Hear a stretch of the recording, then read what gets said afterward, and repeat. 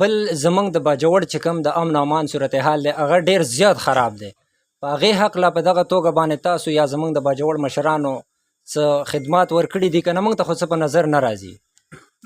نو وروره وایي نور په ګوته نه پټېږي د باجوړ کې چې چا خدمتونه کړي دي هغه هم قام یې پېژني، چا نه دي کړي هغه هم قام پېژني. او د امن په حوالې سره خبره وکړه نو بدامني خو هغه زه به ووایم انتها ته رسېدلې. انتها دا چې خپل کور کې سړی محفوظ نه وي نو دغه د بدامني انتها ده. او زمونږ د باجوړ خلک په خپل کورونو کې محفوظ نه دي، په خپلو لارو کوڅو او په جوماتونو په ډبو باندې محفوظ نه دي. ټیم په ټیم زمونږ د حکومتي چارواکو سره چې ملاقاتونه کېږي زمونږ ته همدغه مطالبه وي چې بی نور څه درنه نه غواړو، زمونږ ته د امن ضرورت دی، موږ له امن راکوي. هغه که سول چارواکي دي حکومتي عهدهدار دي که هغه فوجي دي، د چا سم چې ملاویږو دغه رقم فریاد موږ کوشش کوو چې هغو مخې ته ورورسوو.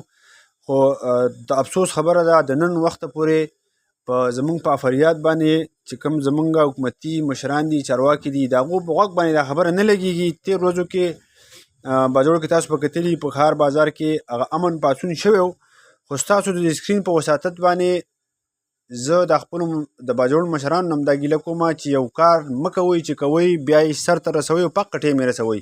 نو هغه پاڅون چې کوم دی زموږ ټولو جذبه وه. زه په هغه ټایم باجوړ نه بار وم او همال انشاءالله ول به ځمه نو بیا دې هغه تاریخ بدل کړو.